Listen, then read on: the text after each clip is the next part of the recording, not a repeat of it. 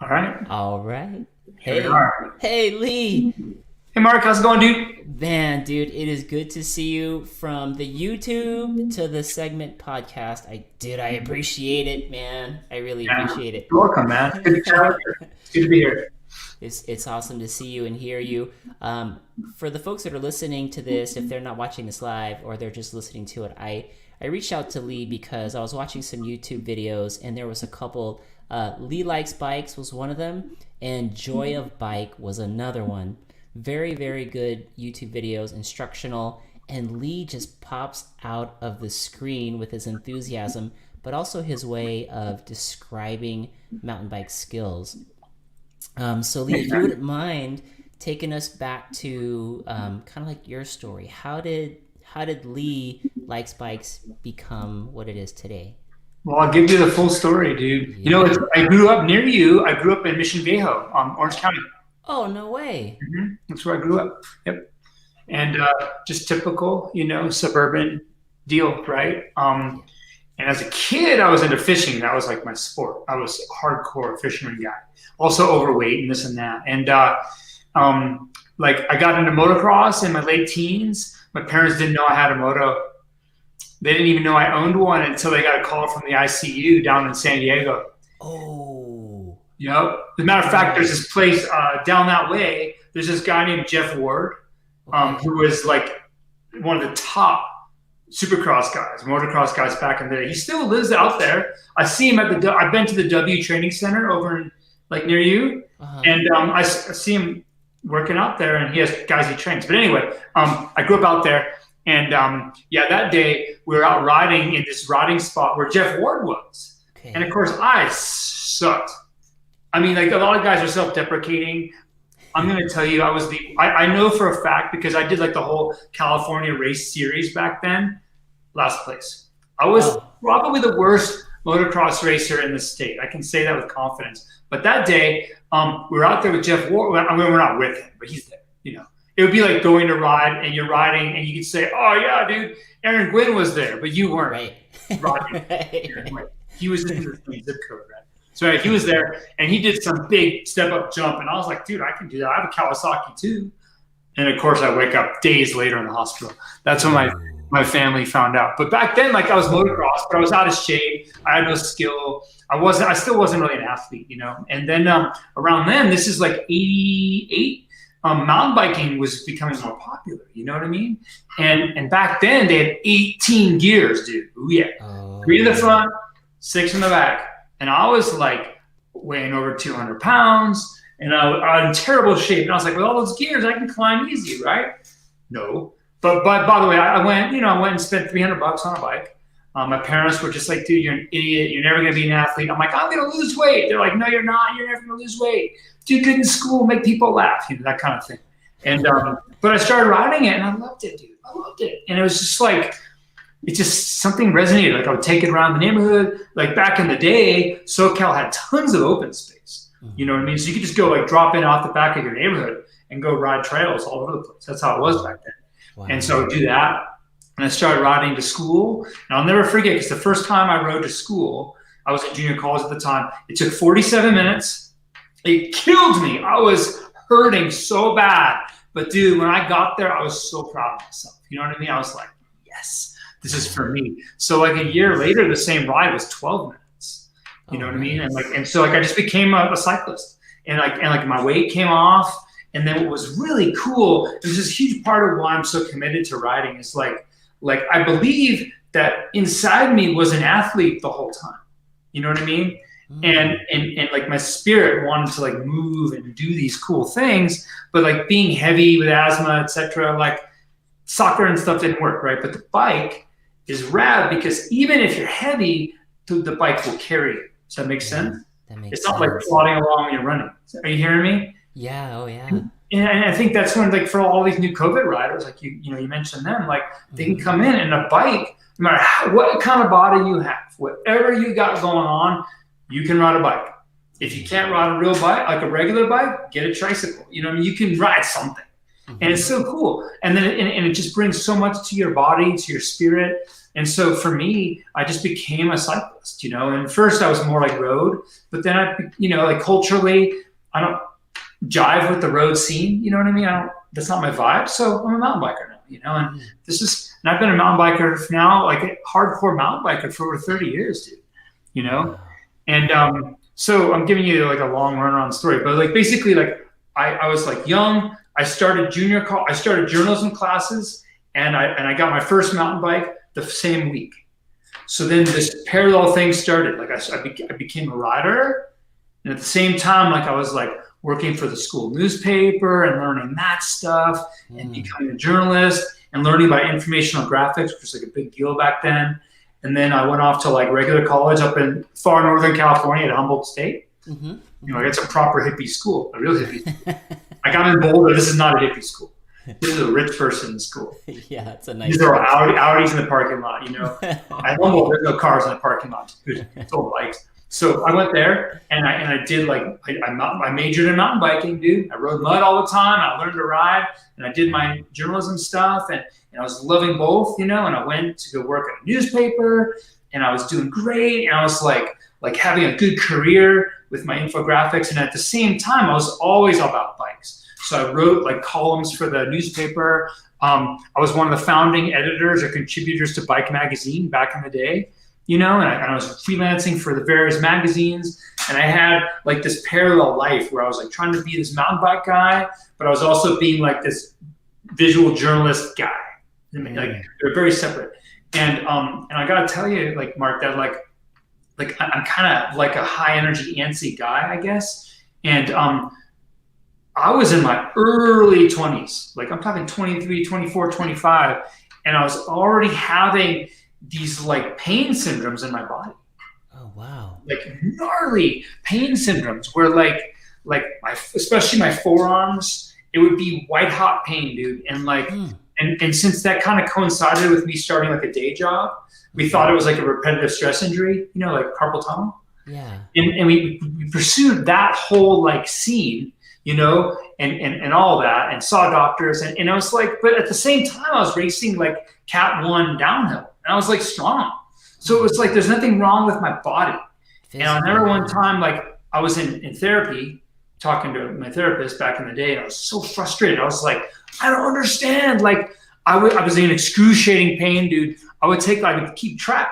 I would take like 14 ibuprofen a day just to get through a work shift. Holy crap. It was bad. Like my hands, because I was working hardcore, making infographics for daily newspapers. So every day it was just like, bam, bam, bam, bam, super intense. High energy, get published again the next day, which is actually pretty exciting, right? So like there's this whole thing going on, and like the stress. I was talking to my therapist. I was so frustrated. I'm like, I don't get it. Like my doctor said there's nothing wrong with me, but like it hurts. Yeah. And she's like, dude, freeze. She's like, look at your hands. And I was like, oh, damn. Sure was a lot of tension in my hands. You know what I mean? Mm-hmm. And I realized in that moment, it wasn't like a physical thing. It was a stress thing. And in that moment, I was able to like really reduce the pain. It was pretty rad. But what was going on, right, was like I was succeeding at work, and I just got lucky, and like a bunch of us, we like won a Pulitzer Prize together as a team. Totally rad, right? But I'm still not even 30, and I'm like wanting to be a mountain biker. Back then, all I cared about was winning a national in Cat 1. That's all I cared about. But I was doing my job, and what was going on, dude, I hope this makes sense, was that like I can see it on hindsight that there's this dissonance in me, like a massive dissonance. Because I knew exactly, I'll sound crazy, but I knew exactly like what God made me for, like what my purpose was. And it wasn't that. It wasn't the newspaper thing. You know what I mean? And it wasn't that. And like, it was something to do with mountain biking and my communication skills and my writing and my graphics. And I started having this idea that someday I would write the definitive book, the book that was way better than all the other books. So I'm still at the newspaper. I top out at like the age of 30. What do you do? So then I went and worked for, remember the search engine Alta Vista? Alta Vista, man, I don't, is that way back in like at the start of The That was search like the engines, big, right? like before Google, Alta Vista was the shit. It was, Alta Vista, wow. we were the big one. Like older people will remember. And so Alta Vista was the SHIT before Google came up. Okay. And I worked there as an information architect, which is like a lot of the same skills I already knew, but except for internet. And so like the level of stress and work increased, the level of money increased like a lot. Because back then, dude, like the freaking the Silicon Valley thing was going crazy. You know what I mean? Yeah. If you had a pulse, 6-figure job. You know what I mean? And I have more than a pulse, so I was doing really well. But like back then, like this is in the Bay Area. Like we would train and go ride Santa Cruz and train and weekends go race North Star and race DH. And one of those years I won the series. That was cool, right? Good for me. Yeah. And like we're just so hardcore, right? And I'm like succeeding, okay? But like there's this like health issue that's happening where like I'm just not right and I have all this stress related illnesses and it's not, I just know it's wrong. So check it out. There's this movie and it's funny because my friends tell me it's not that great of a movie. So it wasn't really the movie, it was me, but I'll share you. There's a movie called Whale Rider. Whale Rider, yeah, that's the New Zealander movie, right? Yeah. And it's a beautiful movie, Yes. kind of intense about this girl whose destiny is to become the king of the tribe, right? Mm-hmm. And so I didn't know anything about the movie. It won a bunch of awards at Sundance and stuff. So my ex and I, we're in the Palo Alto movie theater in Palo Alto in the heyday of the Silicon Valley boom, right? And the whole parking lot's Porsches. Plus, I used to drive a $2,000 Ford Astro van full of bikes. That was my car, right? Back in the day. Nice. And it was funny because like every time you fill it with gas, you'd also fill it with oil. It's just a POS, but it works, right? So I'm there and the movie starts and it's about fate. Okay. And again, like it's not the movie, it's just like where I was. And it's about fate, right? And like I'm sitting there, I'm watching this movie and I'm just starting to cry, dude. I'm just starting to cry. And I'm like, whoa. And at first I'm like, I'm a man, I'm not gonna cry in public, you know, so I'm trying to hold it down, but it just got more and more intense, you know what I mean? Like it got really intense. And I finally just let it fly. And the whole movie, and I'm just crying uncontrollably. I'm not even trying, right? I'm crying. My ex-wife's like, dude, whoa, crazy person. And then the movie's like shaking out, right? And it's like her like destiny is coming to fruition. It's all happening. And dude, I had a vision. Some entity was looking down on me. I was a speck, and that entity was like, dude, are you watching this movie? Are you seeing this? And I was like, oh my God, yeah, I see it. This is insane. And that entity said, so, are you honoring your fate? Wow. And I was like, no, I wasn't. And that was a Friday, dude, and I quit my job Monday. Holy cow. That really resonated with you to change and chase your purpose. It was time, you know, and like it was like total like Joseph Campbell, like hero's journey, pursue your bliss thing. And I go into my boss, and I was like, I mean, how do I say this? Like I'm old enough now to know that like I've got some abilities and some gifts, but I'm just a dude and I try my best. That's all I got going, right? But like I'm good at work. I'm a good worker. You know what I mean? Like I was built to work. So my boss loved me, you know what I mean? And he was like, dude, how much money do you want? What do you want? And I was like, I'm sorry, like it's too late. And he's like, okay, don't tell anybody, but Yahoo just bought us. And if you can wait a few weeks, you'll get all your stock. Oh man. Now this is where the inspirational story becomes bad advice. I had walked off the cliff. You know what I mean? Like I've been thinking about this decision for 10 years. And once I walked off that cliff, I was done. So I walked away. No turning back. You know what I mean? Yeah. And that was it. So I went from like, you know, super busy. Back then, like my boss was like 8 a.m. to 8 p.m. That's a minimum day. That's not getting fired. Oh you know? gosh. So I was working a lot. And then I went from, and you know, making a good 6 figures. And I just like, I woke up on like the next 2 weeks later, turned off, nothing. Wow. And then it was like, okay, tough guy, now it's real. Because like, and maybe, I don't know if you've ever been here, but it's like, it's one thing to like have easy success in your life, but to like hold on to this fantasy of who you really are. You know what I mean? And I was always telling people like, oh yeah, you know, my promotion, whatever, my raise, whatever. Oh, Pulitzer Prize, great. Fuck it. Who cares? Your identity was kind of hung in there. My identity was on this idea that I was some genius mountain biker writer guy, right? So then I quit the job and I went out on the circuit and I raced and I did well, you know, for me, I did good. I got to go to Worlds. It was wonderful, right? And then I decided like saying, okay, it's time to do this book. It is time for this book to happen. And I'm the guy to do it. So I started really thinking about it. And I talked to this one pro racer out on the circuit who was also kind of a coach, and he flaked and didn't work. And I started writing like book proposals. And then like back in the day, like way before I moved away to become like this other guy, I used to be really close riding buddies with this guy named Brian Lopes, who's on the cover of the book. And Brian and I, we got along great because we were both up for anything back then. We were both young, you know. I'm no Brian Lopes, but I'm okay, you know. And it was just like, dude, I remember it would like snow on the top of Saddleback Mountain. I'd be like, dude, let's go up there. And we go ride in the snow, you know. Or like I used to work at a Texaco station in Laguna Niguel, and I rode my bike everywhere at the time. So I would work till 11 p.m. I would roll by his house at like 11:30 at night, just like on the front door. He'd answer the door. I'd be like, come on, dude, what you doing? Let's go sprint. And he and I would just go out and sprint each other to death. Like, we just rode all the time, you know? But I hadn't seen him in like 10 years because I was off doing my career. And in parallel, while I was becoming maybe the best infographics guy I know personally, he's becoming like the best mountain biker in the world. I mean, that's what he was back then, for sure. Wow. So he calls up, quote, out of nowhere. Wow. I haven't heard from homie in 10 years. 10 years. Phone rings. Hey, dude. Holy crap. What's going on? Hey, man. Blah, blah, blah. Dude, Brian, I just quit my job. I'm going to write a book. You know, I'm going to do it. But, man, I'm having trouble because I don't have a name in that industry. He's like, dude, I'll do the book with you.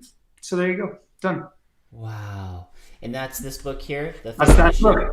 Right, so this is the third edition right there. And that was the first edition. It came out in 2005.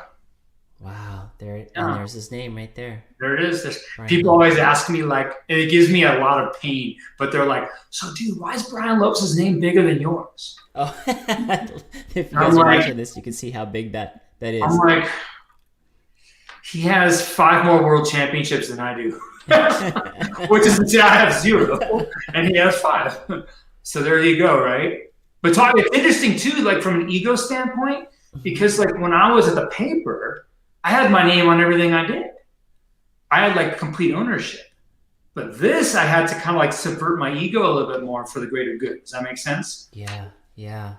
So like that book happened, and dude, I'm telling you this, like you completely identified the truth, which is that like my ego, my self-identity was tied up in my work. Big time, still is, you know. And like, so like, dude, opening up a Word document and going like, okay, let's write the best book that's ever been written in history on this subject. It's kind of intimidating, right? And as I went through that process, like I didn't know what shingles was, but I got so stressed out. I didn't even have a job. You know what I mean? Like, it's so weird. Like, you go to like a .com or a daily newspaper every damn day. It's bad for you, but you can deal. But quitting your job, writing all the time, and trying to write the definitive book on a topic, your first book, that gave me shingles, dude. Holy crap. And how old were you, Lee, when this was happening? It's like young 30s. Jeez. And like, have you had shingles? No, I mean, chickenpox as a kid, and I know that carries the shingles, right? So mostly it's old people who are sick. It's really unusual for like a 30-year-old athlete to get it, but it was pure stress. You know what I'm saying? Man. Pure stress. So it was hard, dude, but it came out great, the first one. I had a crazy moment, right? Like back then, like there's a guy named Ned Overend who is Hall of Fame badass cross-country racer god.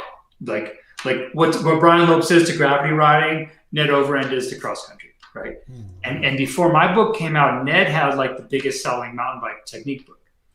And it was a crazy day for me when I got an order on the computer from Ned Overend. Whoa. And he bought 5 of them. Whoa, what a great compliment that is. And he wrote me an email. He's like, all right, this is for my son and my son's friend and my son's other friend and my friend, and one's for me. So like I signed them all for these guys. And like, dude, when you sit down and you're like, get your Sharpie pen and you're like, what do you write to Ned Overend? You know what I mean? It's like so sick, right? And I just said, something nice. He's a really nice guy. Whenever I've seen him in real life, he's just like, hey, how's the book? He's awesome.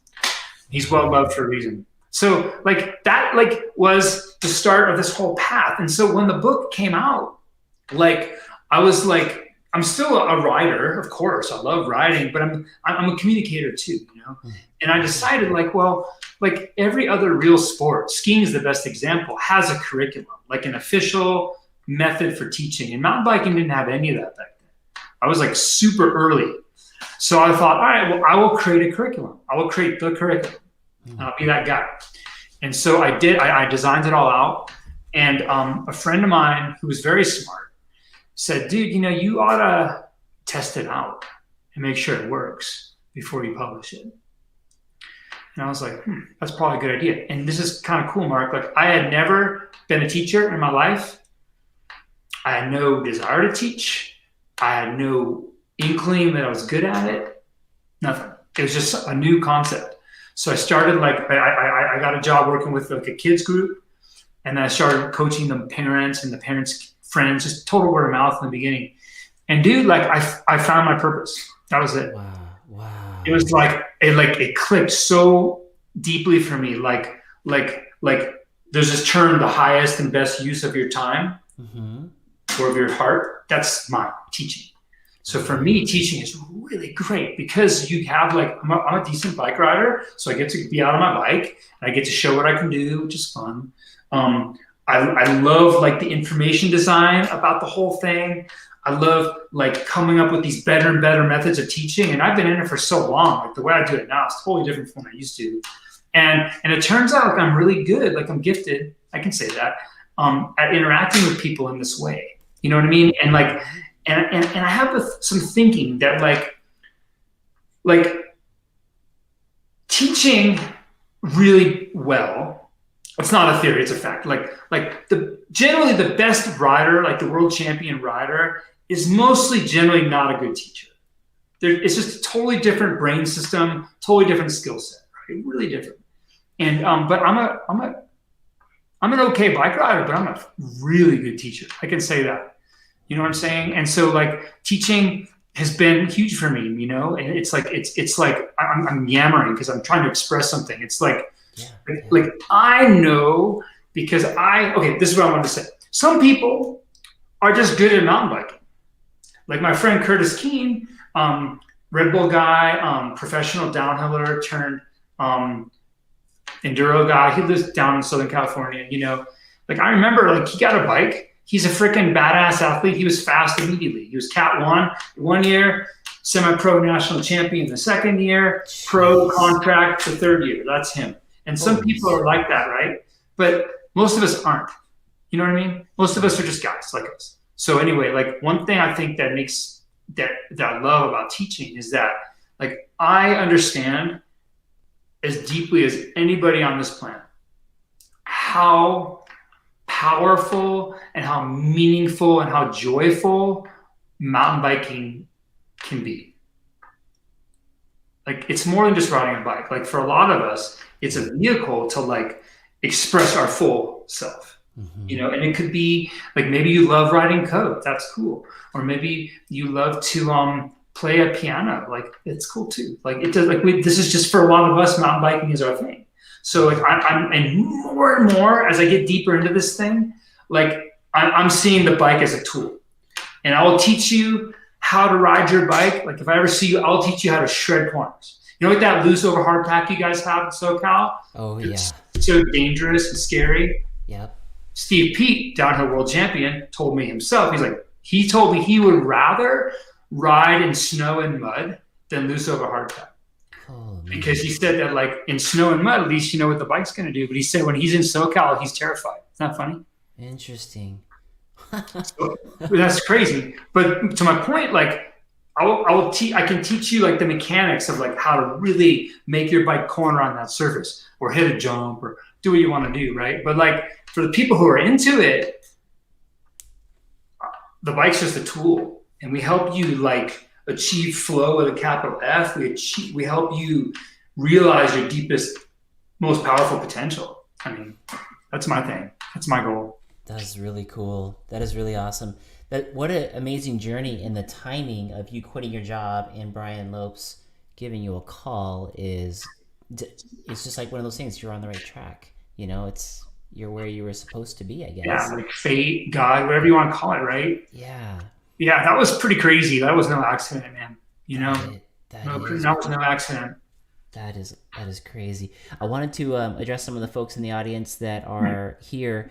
You guys feel free to chime in, ask any questions you want. We're lucky enough to have Lee here for a little while, and he definitely wants to bring value to you on whatever you like. I see Edwin Granados is here. Edwin was a newer mountain bike rider as well.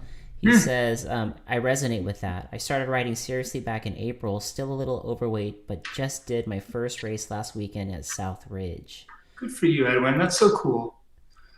You got Obi-Wan Toady says, hey, what's up, guys? That sick 30-year MTB veteran. And then at the end of your story, you said that's super, super rad. He plays piano. Yes, yep. Plays piano and mountain bike. Good combo. And since you kind of brought it up, one of the things that I was reading here in the book, you guys, Lee talks about light hands and heavy feet, and you were talking about Southern California and the loose over hard. Maybe you can kind of give us a little bit of a tutorial on cornering with that.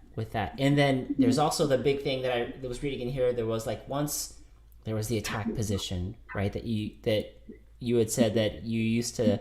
The way that you taught the first time is way different now. Yeah, it was like attack. But, yeah, when you start thinking, I'm gonna attack a mountain, like you're never gonna win if you attack a mountain. On hindsight, right? Yeah, and then if I'm getting the story right, you were supposed to be teaching at an event at a festival, and I think you came down with the flu. And you were kind of having heavy fevers, and you're kind of in and out of consciousness. And you were describing how things of love kind of do these waves, you know, like everything that we do is kind of in a wave. And it clicked. Something happened from the attack position where you discovered utilizing the hinge. Right. Can you talk to the audience a little bit about what that is? Sure. So like I'll say this first of all about light hands, heavy feet. That's one of the biggest, like, most important things that went into the first book, Light Hands, Heavy Feet. And I'm telling you, one of the reasons I got myself the shingles was it's like all the other books and experts out there are like, oh yeah, bro, lean back.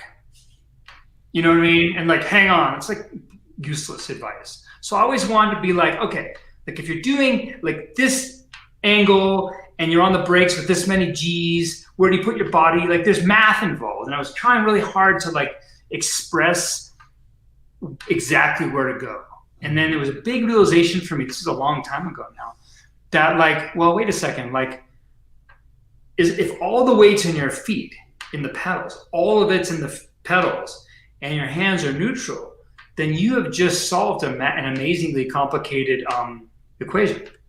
So in a simple way, if you're just going along flat ground in a constant speed, then your center of mass, more or less your belly button's right on top of the bottom bracket. Simple. Let's say you're braking hard. And just for simple numbers, let's say you're braking with 1 G of deceleration. Okay. Right? So 1 G is pushing you forward. And 1 G, gravity, is trying to pull you straight down. And of course, then the average angle is 45 degrees. That's like the net force. So if you're braking with 1 G, then in order to maintain heavy feet, light hands, you would rotate your body back 45 degrees. Does that make sense? That makes sense. And then the same thing can be said, like if you're railing a berm, let's say, and you're pulling a G in a berm, 45 degrees. So it's like in our systems are designed deeply to keep us on our feet. That's how we roll because we're bipedal. So like that right there is huge, because when all your weight's in your pedals, then depending on the design of your bike, things are changing now. Let's say you're about 60% rear wheel, 40% front wheel, somewhere in there. And that's perfect. It's like a ski. It's like a downhill ski. It's like where you put the binding on a ski. Something like that. And so as long as you stay in the middle of the bike relative to the forces, this is important. You cannot be flung over the handlebars. Like, it's impossible. You're safe. Interesting. And I think the two major biggest causes of getting hurt are going over the bars. Yeah. That's number one. Cannot happen if you're balanced on your feet. Impossible. The next one is washing out in turns. We've all done both. That's all SoCal down here. SoCal, dude, that place is gnarly. Like, it's really funny. If you're balanced in the middle of the bike might drift as a unit like a ski would, but you're not going to catastrophically crash. What messes people up is when they're too far forward or they're too far back. That's what messes you up. As long as you're in the middle, you're good. Wow. And you hear all the time, trust that front tire, put that weight on that front tire in those corners. That's not right then. It's so tricky because it's like there's tons more detail, out there, but the handlebars. Okay, here's a thought experiment. You can all do it next time you get a chance, or if you look at some of my videos, you'll see this. Just take your bike, hold it by the seat, and just lean it. Okay. And then the bike will lean, and the front wheel, the steering system will just steer, right? Yes. And then push the bike, and they'll make a perfect circle. It's so funny you say that. I've done that on accident a couple of times where I've had the bike and I'm off of it and I'm walking back to the car, and I'll lean it, say I lean it to the left, the handlebars will turn and it will bring me all the way around in a perfect circle. Feels like it's taking me for a walk. Isn't that interesting? Yeah. So in my opinion, that's the essence of cornering, right? Okay. If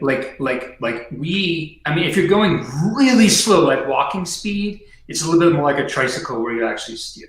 But at a practical mountain bike speed that we all go, it's not about steering, it's about leaning. It's like skiing in that way, or snowboarding. And so what we want to be able to do is control the angle of the bike and allow the front end to do it at once, because it knows better than we do. And if you do that experiment, you'll notice that as you change the angle of the bike, the steering angle changes a little bit. Okay. This is really cool. If you do that little circle experiment and you run over like a rock or a root or like a curb or something, the wheel adjusts. It'll be like dunk, dunk, and go right over it. Wow. So that's a good experiment. And when people see that and feel that, I feel like they start to get things. So in my opinion, then when you start putting weight on the bar, take your mass of your body and shift it forward to the bottom bracket and put weight on the bar. A, creates tension in your body, never cool. Okay. B, it totally interferes with the steering action of the bike. If you do that experiment like I just described, and you just put a pinky on the bar, if you put a gram of resistance on the bars don't turn. They stay straight. So any weight at all on the bar or tension prevents the bike from steering correctly.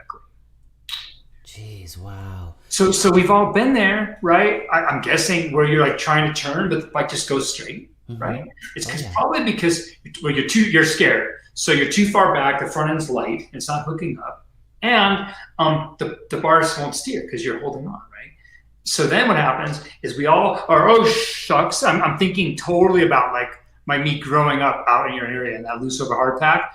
Yeah. And then you're to the point where you're dude, I got to turn or I'm going to die. And then you steer, right? How often does the front end just wash out? All the time. Because you're too far back and you steer, right? So at the most basic essence of cornering, right? on Joy a Bike, we just did a video about this actually, but at the most basic essence, it's just like be in the middle of the bike. If it's just like a sketchy turn, put all your weight on the outside foot, 100% of it, lean the bike, let it happen. And that works awesome. Wow. That works really, really well. That's like a good basic turn, like on a road bike, perfect. So then like the bonus comes to, all right, so that's that. Now I'll go to the attack position thing. Okay. So back when I started, right, like there's no real like useful information out there about how to ride a mountain bike. It didn't exist. You know, I was the first one to do a good job of it. But there's a lot of wisdom about motocross. And so I figured, well, motocross, like they've been at this longer than us. So they were really big on the attack position back then. So that's where I got it, from motocross. Okay. So, you know, heavy feet, light hands, totally cool. Great. Shoulders low. Yeah, that's good too, because the lower your shoulders are, the more range of motion you have to control the bike. Totally cool. Back then I thought your elbows should be out. I can't even do it anymore. I ruined my shoulders. That is wrong. Wow. You know, and then, but the idea back then that I had was like, all right, like if you're going to pick a position, this is a good one. And you can kind of like hang on and let things happen. But that was a long time ago. And for myself, and this comes up in that Joy a Bike video about hinging, like I was succeeding. I was riding well. Like I said, I did pretty well in my racing for me and all that, and having fun. I was helping people, but like, it wasn't quite perfect. Like the biggest thing that I was feeling was that my shoulders are completely ruined now. They're done. And what was happening was I was just putting way too much effort into the bike in the wrong way. And I started sensing like that there was something wrong with my approach, something like fundamentally not right. And it was getting to the point where my shoulders were so bad, they hurt so much. And we're all cyclists. We're not afraid of pain. So if I'm telling you that I'm in pain, like you can imagine what that means. Like just white hot, like you can't even see straight. Yeah. If I hit a rock, it would just be like white hot shooting pain, and I'll go over the bars. Like it was bad. And I was getting to the point where I was like, well, you know, I'm going to have to give up what I'm doing and go back to what I used to do if I don't figure this out. So I started just like I started over again with my research and my thinking. And I started having these theories that like, well, maybe like, I just had these theories, like maybe I'm missing something. And I was starting to feel like, well, maybe the bars don't go up and down with bumps. Maybe we balance in the middle of the bike. We stand on the bike. My index fingernail is the handlebar. Maybe they actually do this when the bike changes attitude. Yeah. And you know what's funny? Sitting here right now, for anyone who's watching this, duh, of course, totally simple. But like historically speaking, that had never been published anywhere. Nobody was talking about it.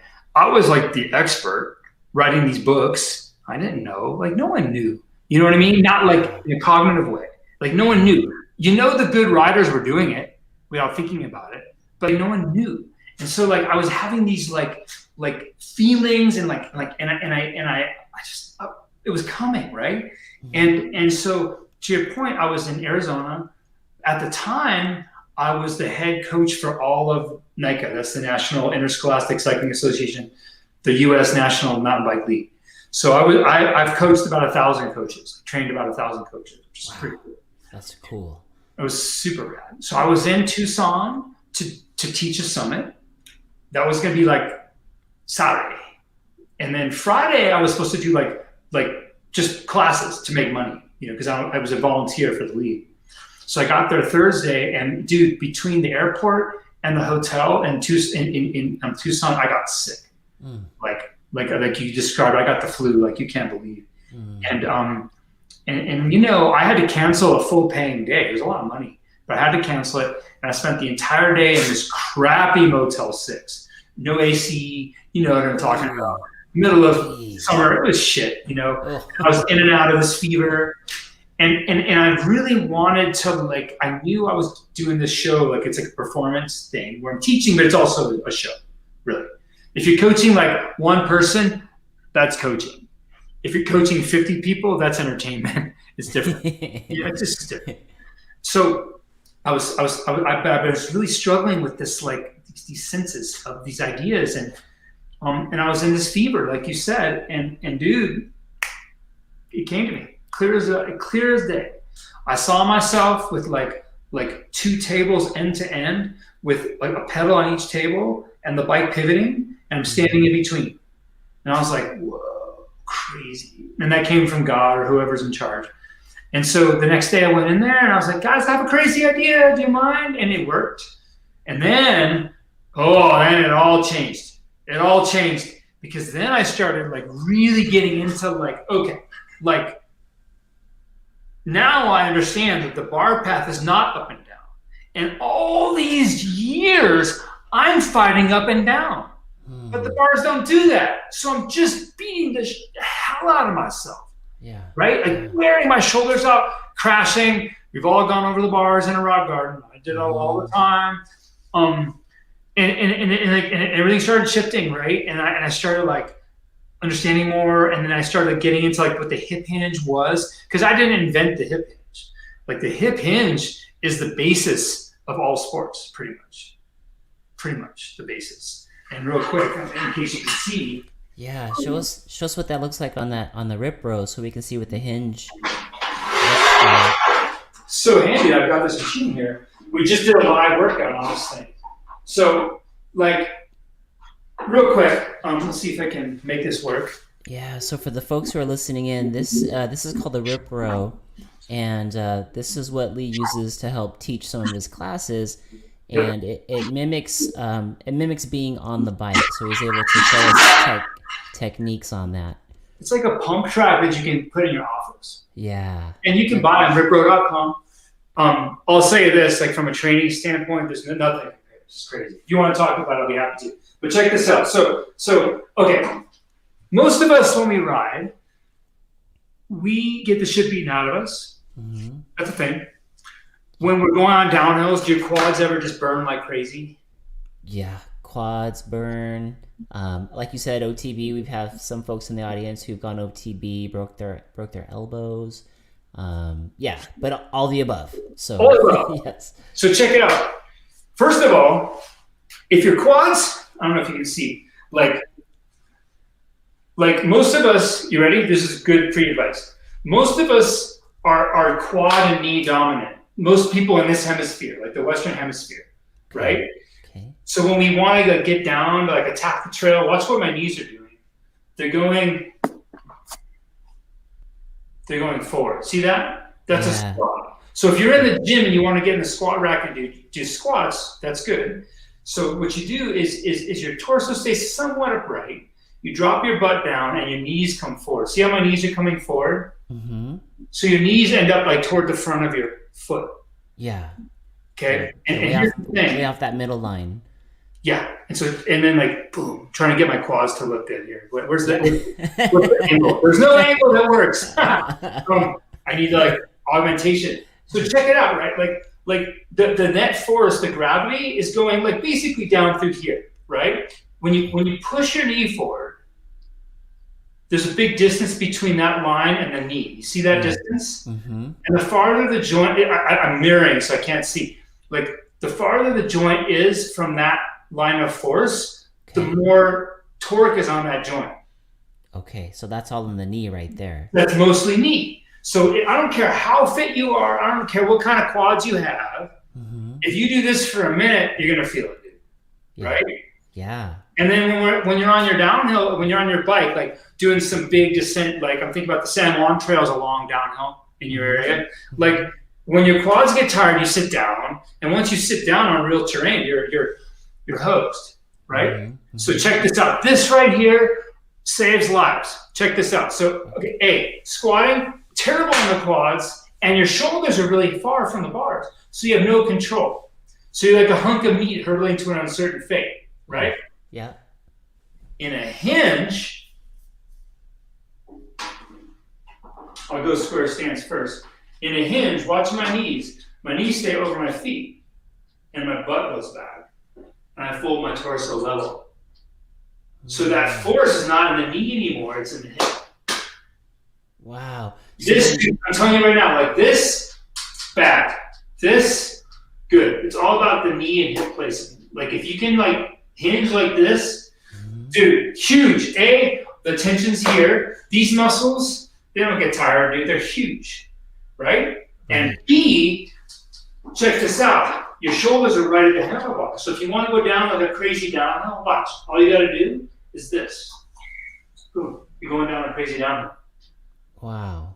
So then, like the hinge, is like the deeper understanding of the mechanics of how you should move, right? So then it was like, there's that. And of course, if you research football, any sport, hinging's it's huge. So then there's like, okay, that's how your hips work.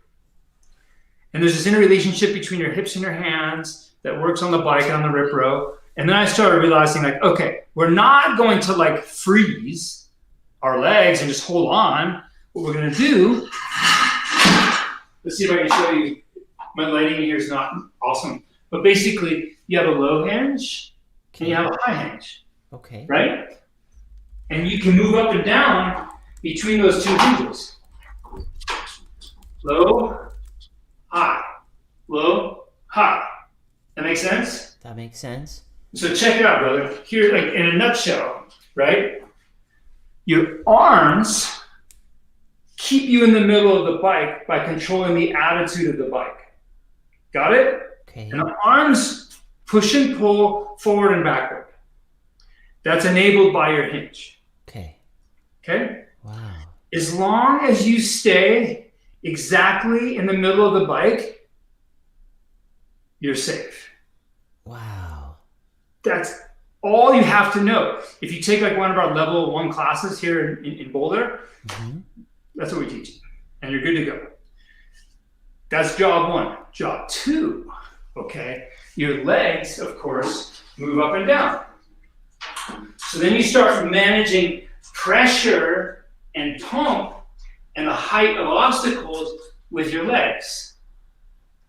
And so part of like that whole like shift away from the attack position was toward this idea that we hinge and then we move within the hinge. And when you integrate the hand and the arm movement, you get what I call a row, which is this part. This would be like a bunny hop or boosting a jump or a technical climb, like anytime you need torque.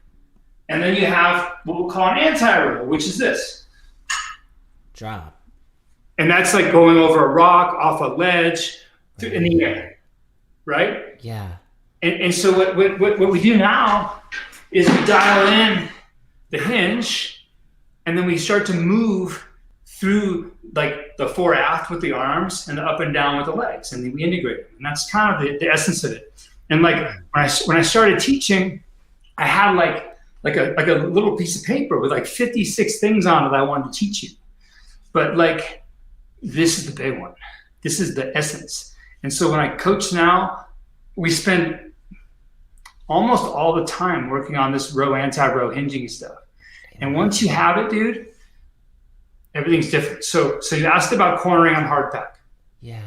Okay, fine. So there's your basic cornering technique that's been well documented, and we have videos on it on Enjoy the Bike, and of course, tons on my sites. When the basic like essence of cornering would be lean the bike independently from your body, right?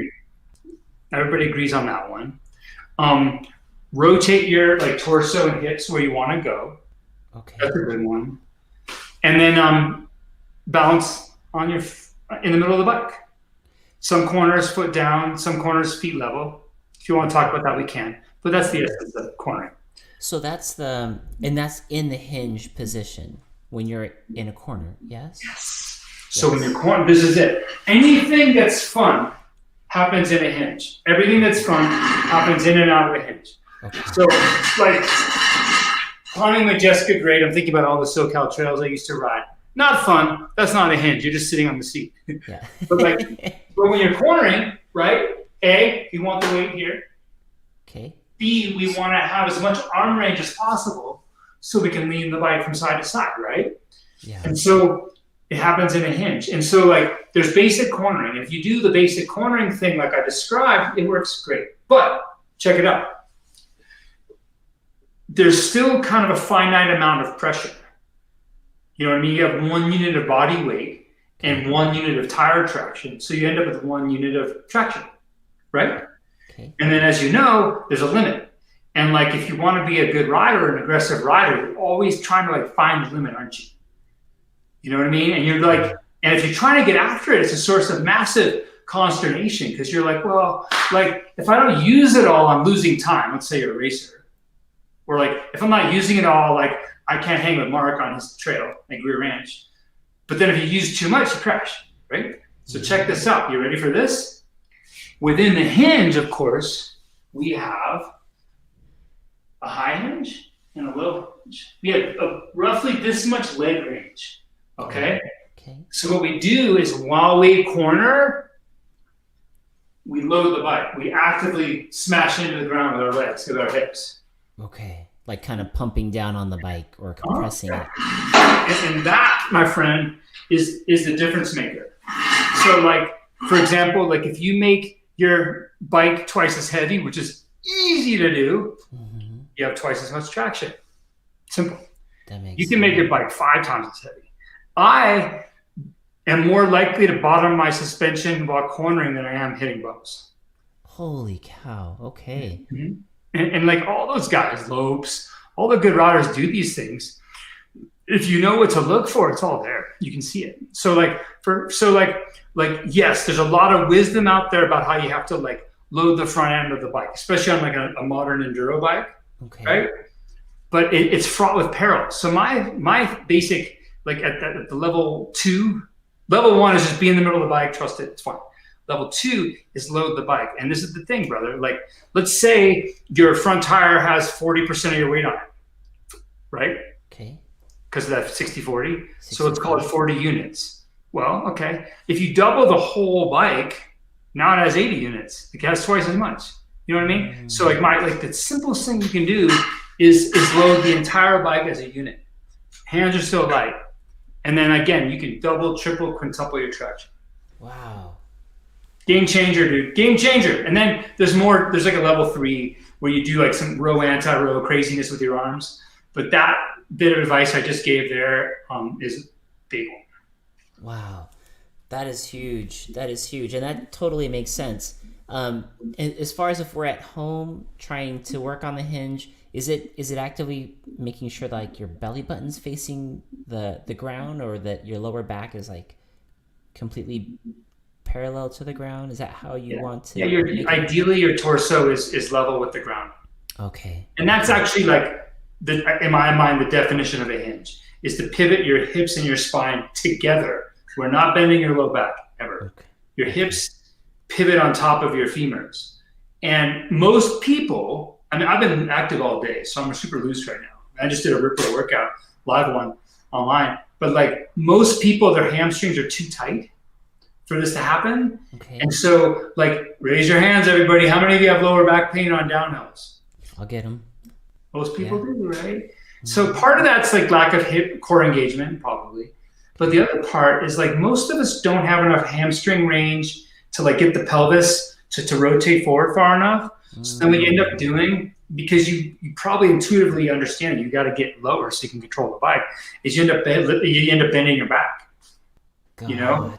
And then on any kind of a downhill, your back will start to hurt, you know?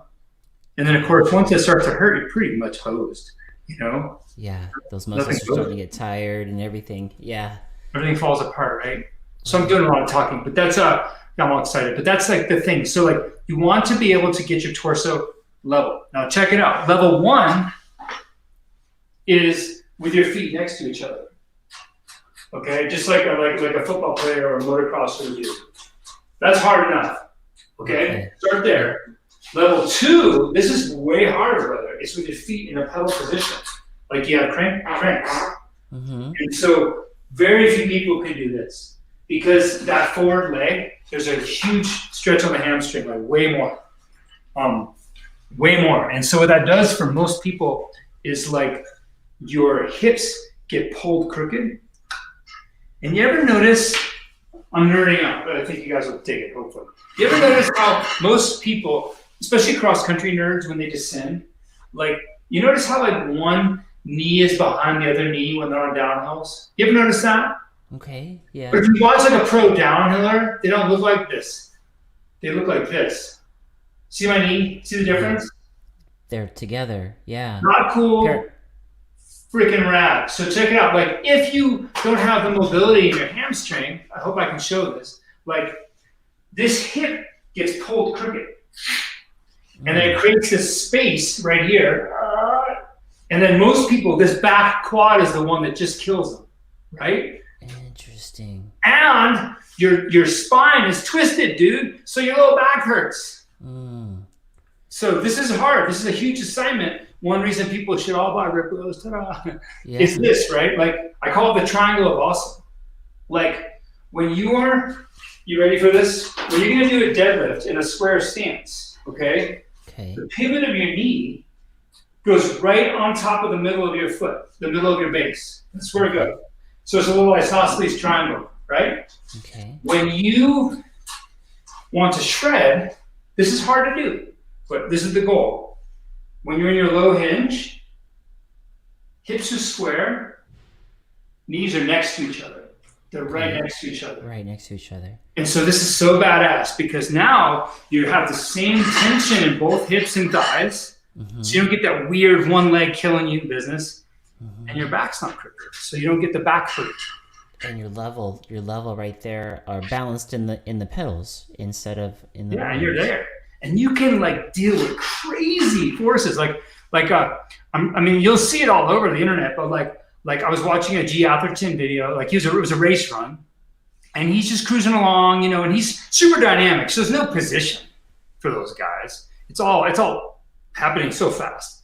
Yeah. But he like overshot this drop, and then he was gonna take a really big hit at the bottom, like it was obvious, and he didn't think about it. He subconsciously basically went to a hinge. He lined everything up perfectly. Because he usually, when he rides, most people, where am I? They ride like with one heel down and one heel up. They kind of wedge. Okay. Right? Okay. Right before he landed, he squared everything up and he leveled his feet out and just took this massive hit right through his core, and he was good. Wow. It's really strong. It's really stable. And I'm telling you, like that's the skill. Hinging. Hinge. If you're a football player, one of my friends, a guy I work with, a guy who uses that to train on is a freaking NFL linebacker. Wow. That's his job, is hinging. He retired, but he told me when he used to play, and he was making millions a year, he was a proper, serious guy. He said when he was playing, he would brush his teeth in a hinge. He would read books in a hinge. He would take phone calls in a hinge. Like it's such an important part of his work to be in a hinge and explode out of it, right? Wow. And dude, I trained him on a mountain bike. Oh my God, insane. Stellar. Had the hinge right away and just probably took right off. Yeah, I tried giving him a lesson. He's just like, shut up, pipsqueak. You know what I mean? And he just did it. And it was so hysterical. I have a pump track here that's really hard for good riders to ride. He fucking rode it. Because he knows how to use his body. And then one day we were out downhilling at Winter Park. We were riding like the double black crazy. And I get through. I'm kind of waiting for him at the bottom, And he comes down. He's all, sorry, bro. I got too much speed, so I ran into some trees to slow down. So that's it, though. Hinge. And then once we have the hinge, then we do this row, anti-row stuff. And then you're good. Like you've heard probably the 80-20 principle. Like what 20% of things give you 80% of results? Results, yeah. Around here, we're about the 99-1 principle. Like what one thing can we get really good at that's going to serve us almost everywhere on the bike and at the airport, on moving day, doing yard work, playing with our kids, doing other sports. Like this is it. Like hinging is so big. I can't overstress how important it is, dude. Wow, that's going to be a game changer for a lot of us that are on the bike to really practice the hinge. And it's funny because I watched the video Joy of Bike, and I saw you talk about the hinge. And I was out with my buddy Joey. We were riding at a place. We were just cruising around Lake Hodges, and there was a little drop there. And I thought when I was going to this drop, I thought, all right, let's get into a low hinge, what I thought I was in a low hinge. And it gave me so much more suspension in my arms when I pushed my handlebars down as I went. And it wasn't that sketchy at all. Once I got in that position, it was kind of like a click type of thing for me. Like, oh, all right, okay, I need to practice this. This really such works. a big deal, dude. And like I mentioned, how I used to teach all these details because like I know I've done the work. Like I know what your pinky should be doing, what your elbow should be doing, and your heel and your spleen and your earlobe. I know all those details. And I used to teach them. By the way, too, like sometimes people want to act smart. So they tell you a bunch of shit to act smart. And that was me. Honestly, I was like, well, you're paying me money. I'm going to show you how smart I am and give you lots of information. But that's not how teaching really works. Not good teaching. So now we focus on the one thing. We focus on that one thing that gives us 99%. We focus on the hinging and the row anti-row cycle. And then if you have like a particular, like let's say, Matt, like you have a particular thing with your elbow where your handlebars are too wide or something like that, which messes with your elbows, then I'll cue that. Or if you're doing something weird with your earlobe, I'll cue that. But like for most people, once the big pieces are there, the little pieces take care of themselves. It's really cool, dude. It's really, really, really cool. And by the way, I believe in the grand unified theory of shred, guts. And I massively believe that anything that's true in one area of life is true in other areas of life, right? Mm-hmm. And that like hinging and pressure and angling are universal. So like, I don't ski. I love to ski, but I don't do much of it because I don't have time/money, right? And but I was out. My girls were taking a lesson with like a pro, and I was out just on the hill, and I was like, okay, well, I'm gonna like ski the way I teach people how to corner bikes. I'm going to use exactly the same techniques and cues. Holy shit. I was making these like Warren Miller zipper lines down the hill. I was looking back on, oh my God, like my ex-wife was like a pro skier. And I'm like, that's what she was doing. But no one was helping me.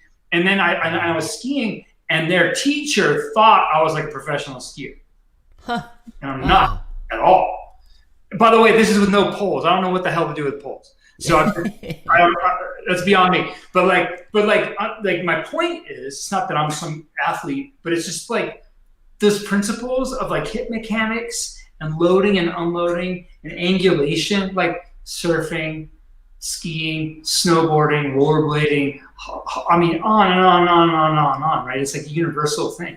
And by the way, since I'm on a roll, like one of my thinkings is this, because I work with people who are like us, who like work and have families and they don't have a ton of time, you know what I mean? And there are things we have to learn for work, right? So I feel like if I teach you something that only works on the bike, that's cool for your biking, but it doesn't have a lot of effect on your life, right? Does this make sense? Yeah, that's really cool. And so it's hard to justify the practice time. You know what I mean? It's just hard to, like, you're a dad, you got a wife, you got kids, you got a job, you got all this. It's hard to justify the practice time. But one of my thoughts is like, all right, well, look, then fine. Let's just do this 1% thing.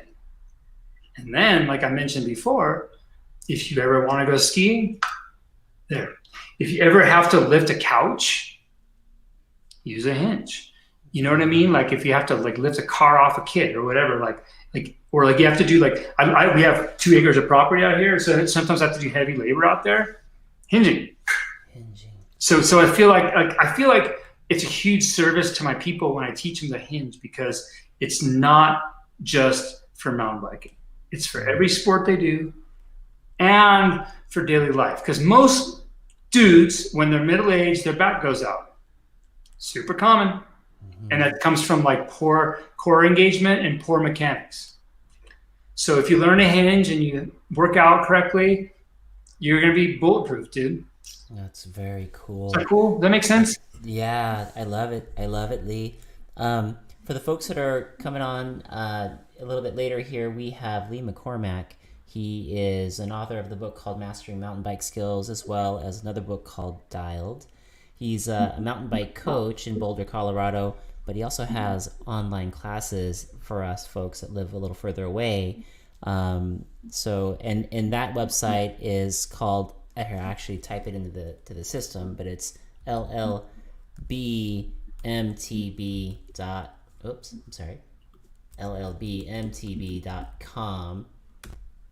Right there, you'll see that in the comments section. That is where you can interface with the online content that Lee has. But guys, feel free to ask questions while we have Lee on. Yeah, please do. Lee, if you wouldn't mind, just while people are probably loading up a few questions here, could you take us through, there's been a lot of new riders, due to COVID. A lot of us dusted off bikes or got bikes for the first time and hit the trail. Can you give us like maybe the fundamentals on jumping? Because I think now a lot of us have started back in March, April, and now we're at that point where we want to kind of get the bike off the ground. And I saw something really cool on Joy of Bike that you talked about, was the difference between, I don't want to spoiler alert, I want you to be able to explain it to folks, but the difference between being on the ground and being in the air, if done correctly, is like synonymous. It's hard. It doesn't matter. By the way, tomorrow we're dropping a new video on Joy of Bike on how to jump, like a proper jumping technique video. Joy of Bike, jumping 101 or whatever he's going to call it. And it's going to be a really good one. So first of all, like we all look at Pink Bike and we all have our social media feeds, and we're led to believe that everybody who owns a mountain bike is jumping. That's what you see. That's the expectation. And I work with tons of people. I've coached something like 7,000 people now, all levels, from first timers to world champions, like everybody, right? And they all want to jump. And so first of all, jumping, I have to say this, is dangerous. It can be really dangerous, and people can get really hurt. I know this because I hurt myself learning. Hurt myself repeatedly learning. So, don't be rushing that. Okay. There's that. Second of all, you have to have a hinge. You better have a hinge. If you don't have a hinge, you have no business. I'm going to say it like hardcore, right? You have no business hitting a drop or a jump. None. Okay. Don't do it. You need a hinge. You need a hinge in a bike stance. That's pretty hard. Go out there and do that. And you're going to say, oh shit, I have homework to do. That's totally cool. You have to have these things. You then have to have a good row, which again is this integrated pull with your hands, push with your legs. Okay. And you have to have a really nice anti-row. Okay? You are not going to learn those on a jump. You cannot. If you're a little kid, maybe. But if you're a grown-up, no way. There's too much going on. You have too much trail trauma in your head already. It's not going to happen. There's too much going on. And you're going to get in the air, you're going to freak out, you're going to mess up, you're going to get hurt. Don't do it. So the two best places to learn those movements are the rip row. Okay. I have to say it because it's true. Yeah. Riprow.com and a pump track. Pump track. Pump track. Does it matter what bike you take there? Can you just take your own mountain bike, or do you have to ride whatever you got? The best bike in the world is the one you have. I love that. Also, people always ask me, because I get to travel around, which is great. And people are always asking me what my favorite trail is. And I say, the last one I rode, man. That's my favorite trail. So pump tracks are rad. And there's more and more. Temecula's got a sick Velo Solutions track. Yeah. Pump tracks are great. And they're just going to become more and more common. Like the way every city has a little skate park now, soon enough, every city will have a pump track. It'll happen. It's coming already. And so a pump track's a really good place to learn that movement, because it's just like cycle, cycle, cycle, cycle, cycle, cycle, cycle. And imagine this, right? Like I can't wait to see tomorrow's video. Like when you ride a pump track, that's a sine wave, isn't it? Yeah. Like a BMX rhythm, it's a sine wave. When you're in a trough, you row. Okay. That's a pull with your hands, push with your feet. Lee, would you mind? Could you show us on the rip row?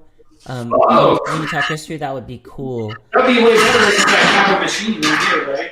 And so here we go. And folks, this could be a good way for us to, when we're off the bike, to be able to train, safely for what Lee's talking about when we're jumping, things like that. You're not going to learn these movements on a jump. It's so dangerous. It's so crazy. So basically, here I am on my bike. I have the rip row set up so it fits exactly the same as my bike. This is pretty key. And so check it out. You have like on a pump track, you have a row and an anti-row. And then at the higher level, they become kind of cyclical.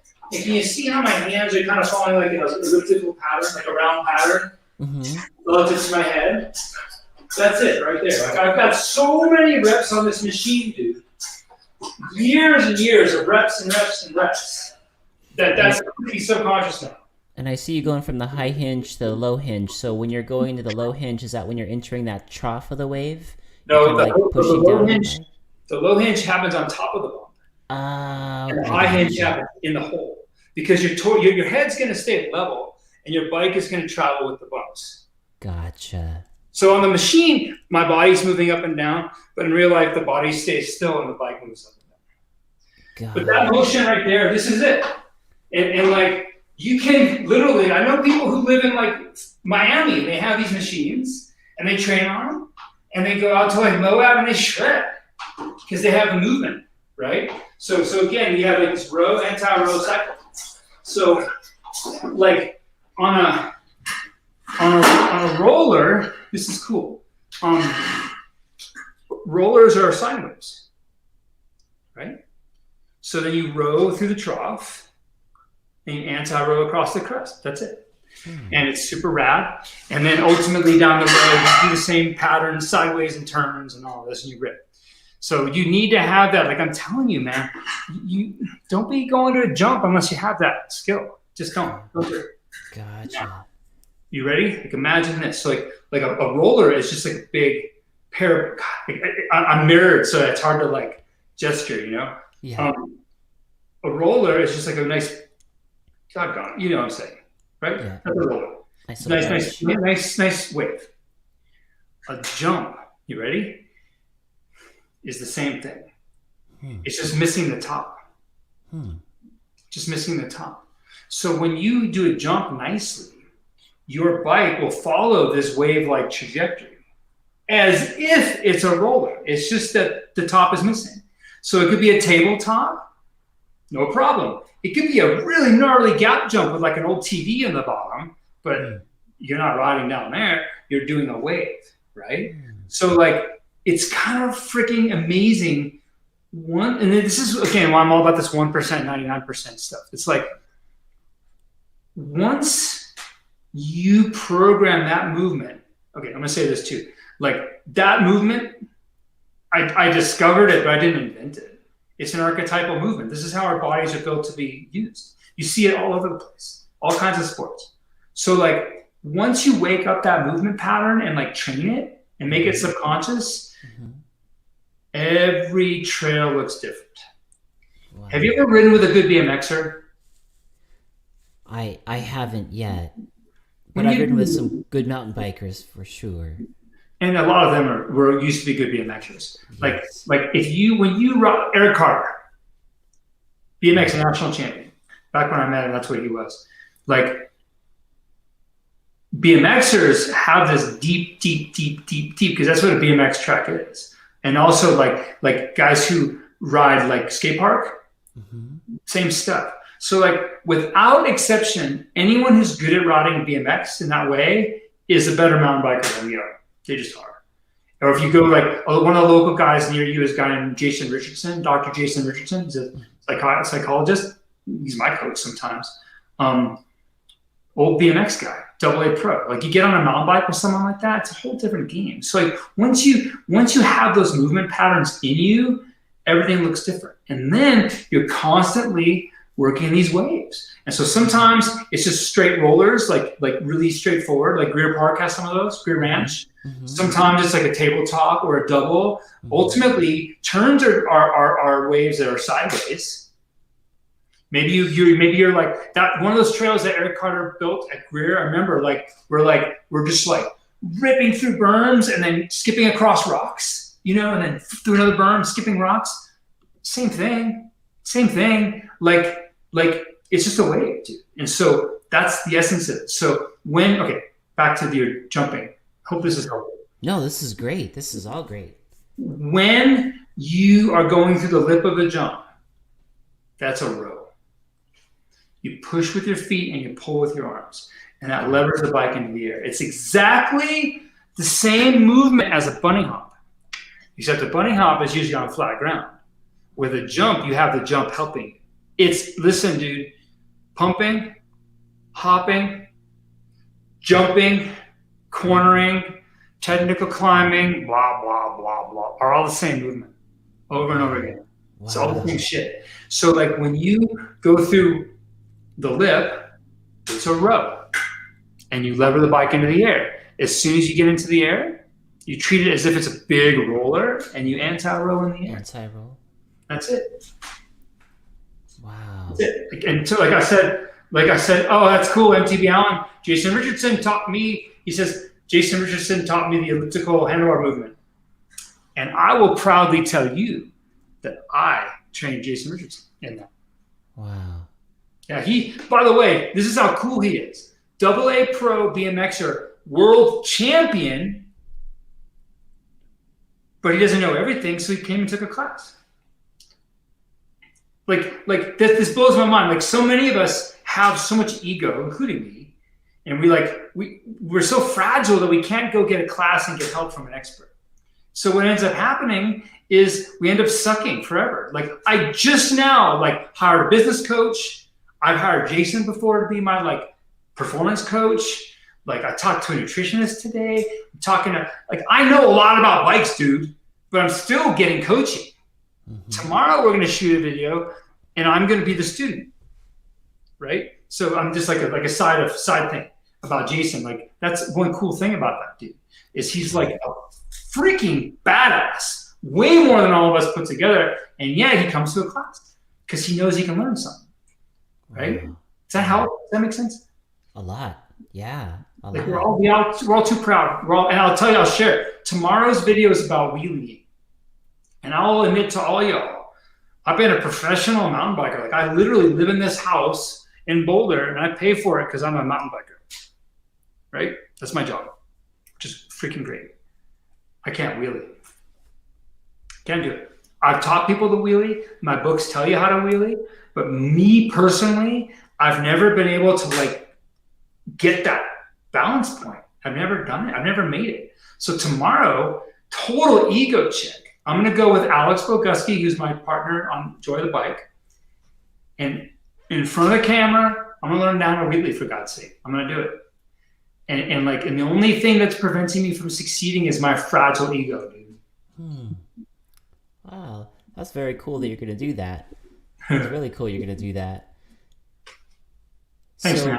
Yeah, God, there's so much good stuff that you've shared. Looking at the audience, we have a wide variety of folks that are, kind of like me, newer to mountain biking, and we've got some folks on here that are rippers. And if you guys have any more questions at all, please chime in. I think our time is coming up here with Lee, but I see a question from John W.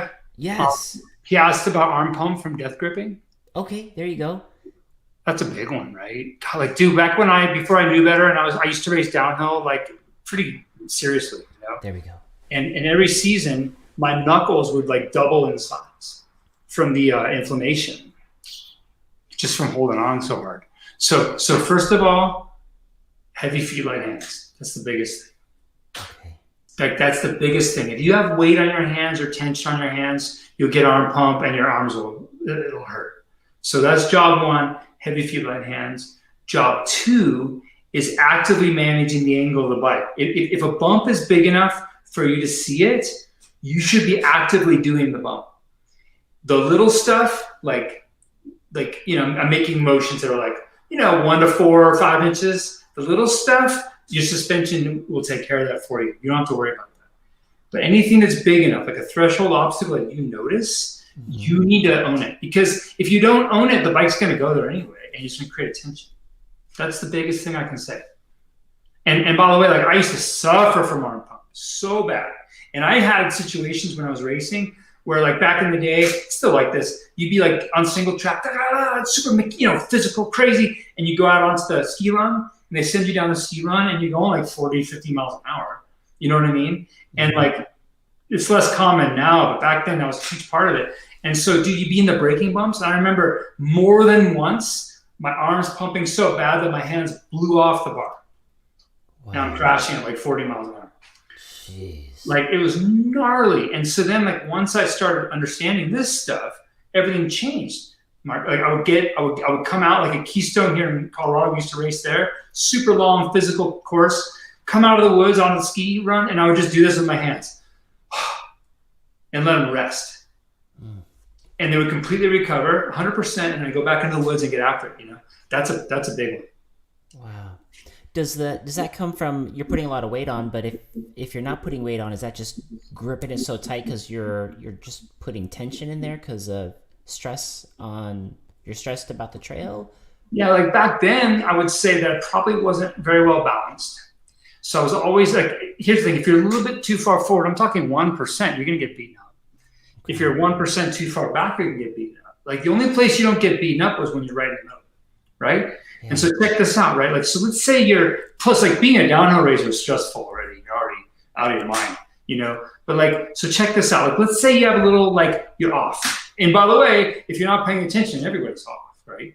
So you're a little off. And so then what happens, right, is like whether you're forward or back, you've created like a line of tension between the handlebar and your head, right? Okay. So if there's tension there, everything that happens to the handlebar happens to your head. Is that making sense? Wow. And of course, check this out. Like all the computers and gyroscopes are in your head. Yeah. Right. So I'm trying to make a logical case for this. So like, if you're in that situation, a lot of vibration and movement are being conveyed to your head. And anytime your head gets displaced in space like that, you get a little bit of like a fear or stress response, which guess what? Makes you tense. More tense. And it makes it worse. Yeah. You squeeze harder. And then you're spiral. And then we've all been there. I've been there. Oh, dude, I need a new Fox 36. No, I need a new Fox 38. Or back in the day, I was on DH bikes. I need a Fox 40. Like you start adding suspension to kind of like, or like bigger tires or less pressure, you run cush core. Like there are all these ways that people, like men especially, as a species, we are terrible at acknowledging our weaknesses and addressing them. We're just terrible at that. It's like cultural. But we're really good at going, oh, dude, I saw on Pink Bike that new Commensal, blah, blah, blah. Pound through everything. Oh, I need a different offset fork, or I need a different head angle, or oh, I need a longer reach. Like all this, forgive me, bullshit. And the real solution is just like finding your own body. Versus looking in, yeah. Look within. Ooh, that was deep, right? That makes sense. That makes sense, dude. That's true too. Yeah. Oh yeah. I'm running a Fox 34, and I'm like, maybe I need a Fox 36. It struck a chord when you said that. I'm like, oh, I need to look within here. Thank you, Robert. Sorry.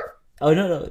Thank you, Robert Lee, for this question. He asks, how do I manage body position, especially for aft body position in corners? Maybe before and after body position in corners. You see things like forward and back. It's just simple, dude. Balance on your feet or foot. That's all you have to know. That's it. That's all you have to know. Like going forward isn't good. Going back is terrible. Like if your hands are floating on the bar, you're good. That's all there is to it. Now, like depending on what forces are in play, of course, you might not be exactly from the outside on top of the bottom bracket, right? If you're losing speed, let's say, then to be in balance, you'll be a hair behind the bottom bracket as if you're on the brakes. If you're gaining speed, you might be a little bit forward. If you're leaning in the turn and pulling 3 Gs, which we do on pump tracks, your whole system is leaning 68 degrees relative to level. So like the angles themselves and the positions are really variable and really arbitrary. And people get in big trouble when they take this stupid advice like, oh, chin over the bar. Or, you know what I mean? Or boobs over the bar for women, none of that. Like you have to look within yourself, and just find balance. And if your hands are weightless, like I said before, that's the solution to a really complicated equation. Gotcha. That's all you have to know, man. It's that simple. So heavy feet, light hands, and then hinge, situational on how you're taking that corner, the angle that you're getting into it, picking up speed, slowing speed. Yeah, or if it has bumps in it, like if it has chatter, like every time you hit like a rock or like a braking bump, the bike is slowing down just a hair, right? So in order to maintain balance, you're going to take your entire body, you're going to shift it back. You're going to be back a little bit. If you shift it back so far that you feel tension on your fingers, you went too far. You went too far. You're gonna shift back just enough to keep your hands completely weightless. That's all it is. It's so subtle sometimes. So then when you're cornering, like classic example, beautiful example would be like going down a really gnarly switchback corner. Right? Like that's one of the hardest things you can do. The only thing that's harder is like going up, right? But like consider this. They don't build switchbacks in meadows. They always build them on the side of a big cliff. So you have exposure. So you're scared. They're always steep. There's a steep slope. They're always tight. And there's generally like a rock, water bar, braking bump or something in it. Something, yeah. Always some spice. So you're managing all of those things at the same time. So A, you need to be really good at each individual thing before you can put them together on the fly. And B, like you can't be stressing the details of like, oh, where am I going to be? Like it's way more effective to be in your hinge and focus on being in your feet. And if you do that, you're good. That's awesome. John W. gets it here. Life gripping equals steering with your pinkies. Nice and light. MTV Allen with the LOL. John W. Pinkies out like drinking tea. And then Robert Lee says, hey, that's great. Thank you. And he also adds, been a member of the LLB for a while. That's cool. Thank you, Robert. I recognize your name, man. Thank you. That's very cool. Lee, we're about at an hour and a half. And we want to give people the discount code, right? Yes, we're definitely going to give people the discount code. So for the folks that are watching this live and for the folks that will be listening to this in the podcast version, if you go to Lee's website and you'll see that there are courses there that you could take. And that website again is it's LLB Lima Bravo Michael Tango Bravo.com. And use the code word the segment for 50% off of those classes. And you could either take 50% off for the month or the year. You decide, but 50% off. Membership site, monthly or yearly, and it has massive amount of all the stuff I'm talking about with skill, and it has some training information, which is good. But it also has a whole massive section that'll blow your brains out about bike setup. Huge. Yes. Yeah. Yeah, so that bike setup is huge. In fact, Lee and I were talking backstage about this, and it happens all the time, I guess. I mean, people get into a bike that's not set up for them. Either it's too big, the bars are too wide for their body, and that ends up either in pain, joint pain, or just a non-enjoyable ride. So that is primo importanto. And then, that machine behind you, the Ripro, for the folks of us who want to learn the hinge and the row and the anti-row, and I see that sucker leans left to right, so it mimics, getting it into corners and things like that. Where do we get one of those, and how much do those things cost? And there's probably classes around all that stuff as well. Yeah, so the website for that is the ripro.com, RIPROW.com. You can learn about it there. There's a whole section about like with workouts and movements, and I teach live workouts 3 days a week. Everyone's welcome to join those. And then the site has a lot about the skill for the Ripro and the bike, and then the Ripro site does, and then of course LLBMTP has deep knowledge on how to ride a bike really well. And the Ripro it's a hell of a tool. I got to say, like it really it teaches these things. It makes them subconscious, makes you strong in the ways you want to be as a mountain biker. It works. That's all there is to it. Oh, that's great. I mean, for folks that are looking to get something like that, when they can't get out on the trails, if it's wintertime where you are, that looks like an extremely effective tool to use to strengthen your skills while you're waiting for the weather to get better. Or if you're like you were, Lee, a busy executive trying to get to the weekend so you can ride, that would be something you can do to de-stress while increase your skills. And I'll say really quickly that, it's a kick-ass tool for mountain biking, no question. But also, it's the only in the world upright rowing machine that has both pull and push. So, like, forget all the mountain biking stuff for a second. Like, we all need to be in shape. We all need to work on squatting / hinging. We all need to do core work. We all need to do pulling and pushing work. And this machine does it all at the same time. So you can and I'm like, sounds like a commercial, but I'm just so excited. Like, I've seen what it does for people. Like, you can go on that thing. The workouts we do are 24 minutes. In that 24 minutes, you have cardio, strength, skill, power, blah, blah, blah, all at once. Yeah.